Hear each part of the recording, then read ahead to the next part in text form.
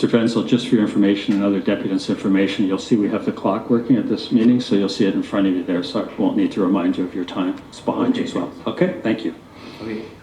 Good morning. I held down the minutes because it is not important to the priority. Completely correct future seeing predictions of the next terrorist event and free energy from a UAP abduction. Looking for a practical solution that works. It is in everyone's best interest to find a constructive resolution. I believe that I have found it. IPC has ruled in my favor and given a fragment of full disclosure from 51 Division. Let me show you what they sent me. Redacted page, redacted page, blank page, blank page, blank page, and it goes on with more blank pages.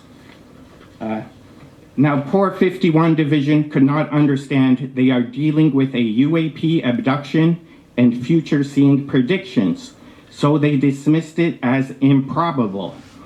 It is over their head. Good thing the board is here to give it sober second thought and put the right decision on it. Witness number 1 is the abductee. This contradicts what Office of the Chief claims, that they cannot bring her in for questioning. 51 Division had her and did an inadequate interrogation. We can reopen their investigation and record the abductee about 0-point energy and flying cars. One problem solved. Whatever problems Office of the Chief has, I can solve in a few minutes very easily. Witnesses number 1 to 200 are Ryerson and reporters. They can reopen the faulty 51 investigation and recross all of them. The blank pages are the France forewarnings and the coronavirus forewarnings. Ryerson and reporters are witness to this and had the forewarnings. It is reasonable for new future seeing predictions to be taken seriously and acted upon. The past predictions are proof that remote viewing works. These events can be predicted and prevented. Office of the Chief has made no effort to take or act on new predictions. Within the next few minutes, we can send out the radio car and get a confession on the UAP abduction and the predictions by crossing Ryerson and reporters again. Here's the thing. If TPS does not do it, someone else will. The predictions went out all over the world. The review has a copy of the France email, and the virus predictions were made in their office, of which there is an audio recording. For their own reasons, they have censored it from the final report. The IPC is very well aware of the correct predictions and has some power over the police to release this information to the public, the world at large.